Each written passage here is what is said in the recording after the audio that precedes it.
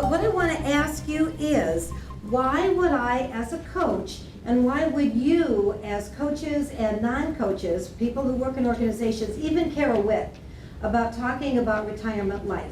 Why does that matter in our world today? John? People are living a lot longer and Yeah. are more active in their later years. You're exactly right. People are living a lot longer. Any idea how long people are on an average living? 100. I'm sorry? 100. 100. Whoa, boy, you are really going for it, girl. 78. You might live to 100. 78. In the U.S. That's exactly right. 82 What is it? in the UK. That's exactly right. What was it And again? 80 in the US, 82 in the UK. Do you know, and maybe you do, 10,000 Americans a day are retiring? That's a staggering amount, isn't it? 10,000 a day. Right here in Kansas City, we have all sorts of organizations who are experiencing an aging workforce. And so what I really know from our research is that the face of the world of work is changing a lot. So whether we are part of that population that is retiring, or whether we are part of a population that is watching this mass exodus, either way, we're experiencing the impact of this mass exodus of people leaving the workplace. So what we're seeing too is this influx of people in the volunteer organizations. We're seeing a huge influx of people who are starting their own businesses.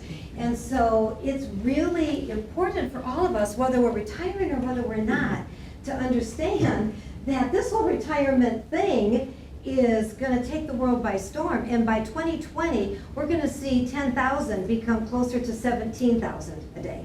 So the 10,000 a day is a 2013 figure.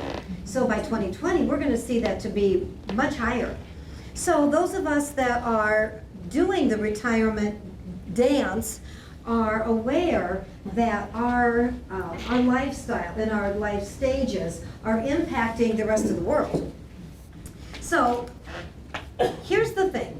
When we talk about breaking from career or from whatever it is that we've been doing for 25 or 30 years, it really is, and I think, Marilyn, you talked about Tarzan earlier. Think about Tarzan with his long flowing hair and out in the jungle, and he's about ready to make some heroic rescue of Jane, right? So when we picture Tarzan in the jungle, we don't picture him making some quantum leap from vine to vine. What we see is Tarzan hanging on to a vine behind him, grabbing onto a vine ahead of him, and then releasing the vine behind him again and grabbing on to the new vine. What does that tell you about what it is to make progress? Let go. Exactly.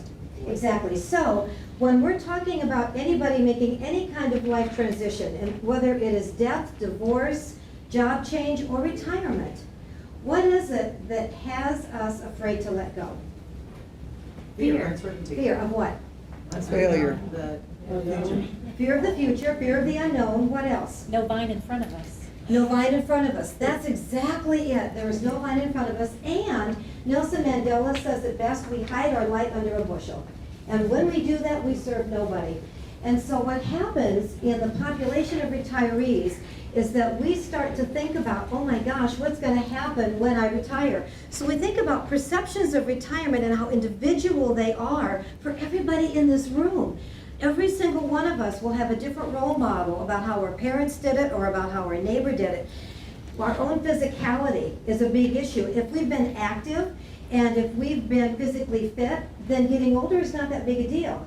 But if we are finding ourselves decaying just a little bit, then that perception of age is associated with the perception of retirement. And oh my gosh, I am ready to retire, so I must be, old as dirt, really. And that's what we think of here. So we want to hang on to that vine behind us. Replacing lost benefits of work doesn't just mean, of course, our medical benefits. What else do you get? What are the intangibles from work? Socialization. Yeah, exactly. Socialization. I've got a boatload of friends from where I used to work. What are some other intangibles from work? Connection to purpose. Sense of Yes. purpose, yeah. Exactly. Sense of purpose. Get away from the wife. Get away from the wife. I didn't have one.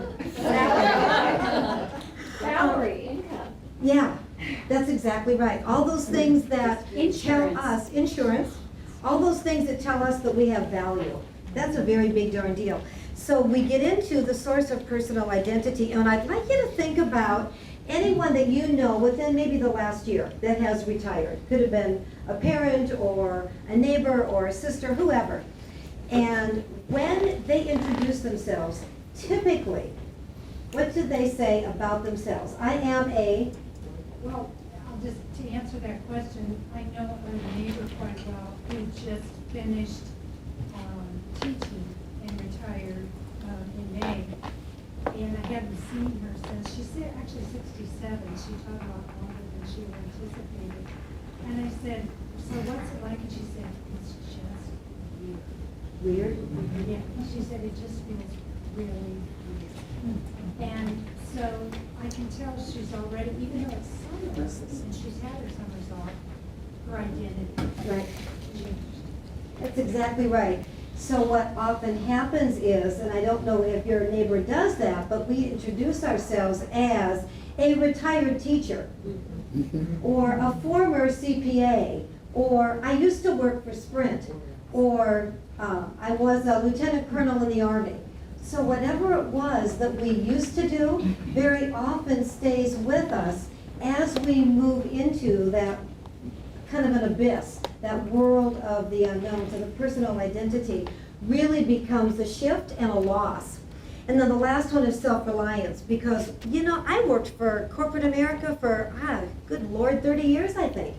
And I had my directions given to me. I knew what the corporate goals were for the next 3 months, right?